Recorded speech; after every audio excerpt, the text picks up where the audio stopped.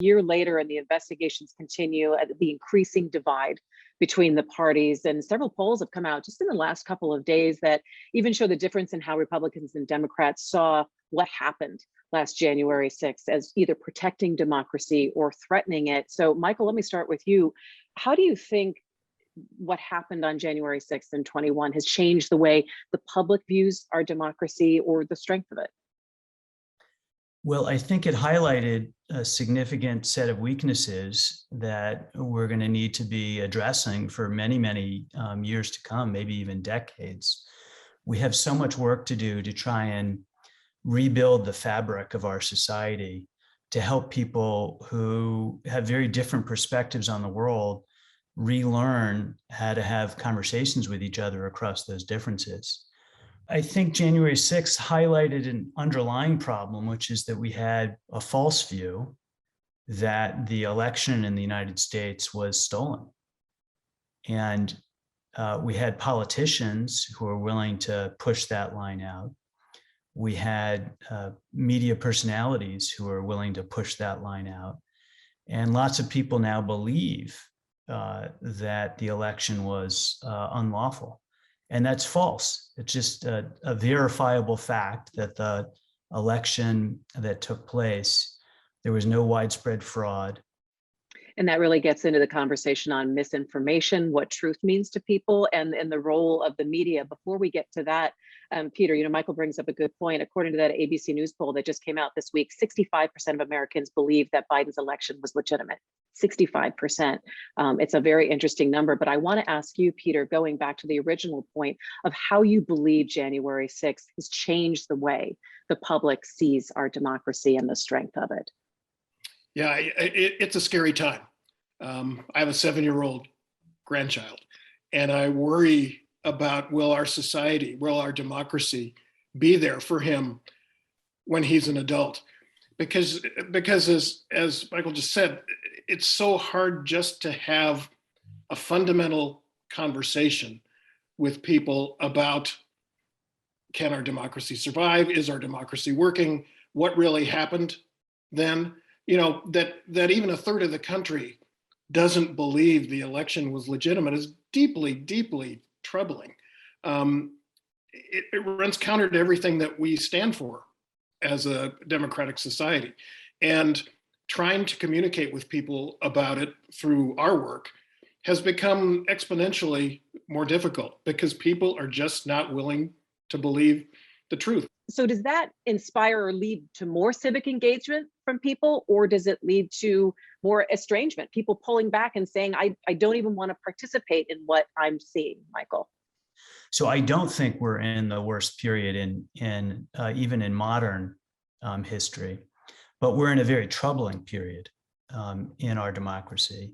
And it does require civic engagement. It does require all of us to take responsibility for our own work to protect and enhance our democracy. It's one of the reasons why at the University of Michigan, we started a year ago, Democracy and Debate Initiative. And we get students, faculty, and staff involved in thinking about the tough issues, in trying to understand voting rights, in exercising the right to register and to vote. We saw Michigan's, University of Michigan student voting patterns go way up in the last election because there was this civic engagement, this desire to be involved. And I know for our students at the Ford School, at the Gerald R. Ford School of Public Policy, our students are deeply engaged. They are not cynical or detached about the work that has to happen in our democracy. And so really looking at the next generation. So Peter, do you think that this will enhance people's need or desire to be involved, to be civically engaged, as Michael says? Well, I think it's important that for those of us who have a role in creating that civic engagement, it makes it very, very important that we take that very seriously. And it has to go beyond the ways we think about journalism. It has to go beyond just writing stories and putting them on our website and printing them in the paper and in hope that people take action based upon that. It does require those of us in media, I think, to take a much more aggressive role in terms of civic engagement, in terms of getting out there and talking to people and to listen to people. I know that personally, it can be difficult when somebody just wants to yell at you and say you're part of the cover-up. And they use more colorful language than that quite often. But the fact of the matter is we have to be relentless about it. We have to be really aggressive, yes, in our traditional ways, but also in taking that to the public in a way that may be a little less traditional, doing town halls, opening up what's been called mobile newsrooms in communities, getting out, particularly for us, getting out of Metro Detroit and getting out into the rest of the state and hearing what people are thinking and having to say. You have to be very aggressive about it and be willing to listen to people and not immediately label them as kooks, because some of this is coming from a heartfelt place. Some of it is the result of relentless propaganda. I've had a conversation with some of my staffers about how do we cover the future of democracy as a Michigan phenomenon.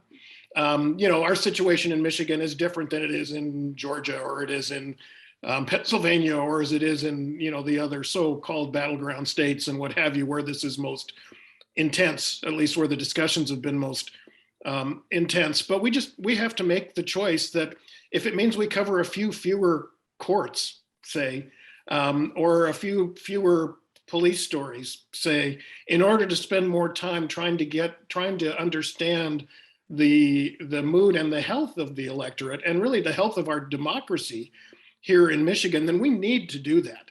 I can't think of a more important journalistic function in 2022 than that. I think that there's a really important local and state story to saving our democracy. It's true in Michigan, and it's true all over the country.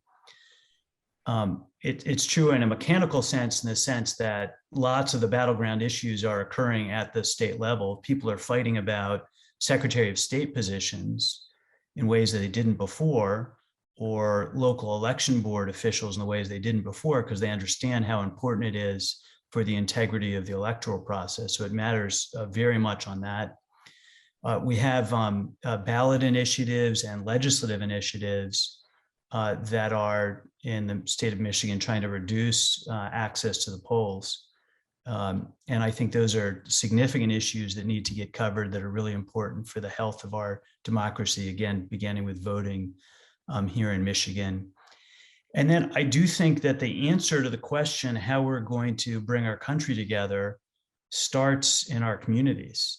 It doesn't start necessarily at the national level. Can we build a way that people can connect to each other in our communities, begin to rebuild trust in each other, to create a generous sense of belonging, that we're all in this together? We're going to see this ramped up political activity this year with the House and Senate nationally at stake, with redistricting and everything that means in terms of our local and state elections.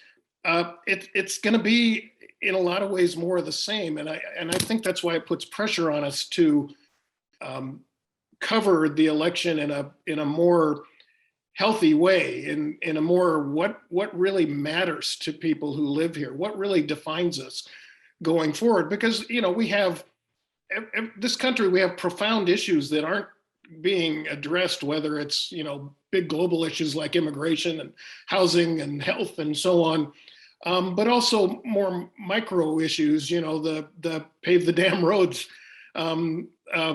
debate, if it's even a debate in Michigan. So I think our coverage really has to try to get at those and get away from the rhetoric. It's going to be really hard because both the left and the right are going to be banging those drums very, very loudly in 2022. Michael, from your perspective, what should we be watching? I do think the most important issue facing the country is the health of our democracy. And I think we need to keep coming back to that theme. We can't take for granted that the elections are going to run smoothly. We can't take for granted that people are going to uphold the constitutional order. I think January 6th called that into question. In the end, our democracy has been strong.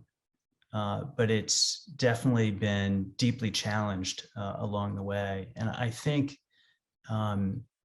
it's really critical that our media, that our citizenry focus on the hard work every day that is required to preserve a functioning democracy.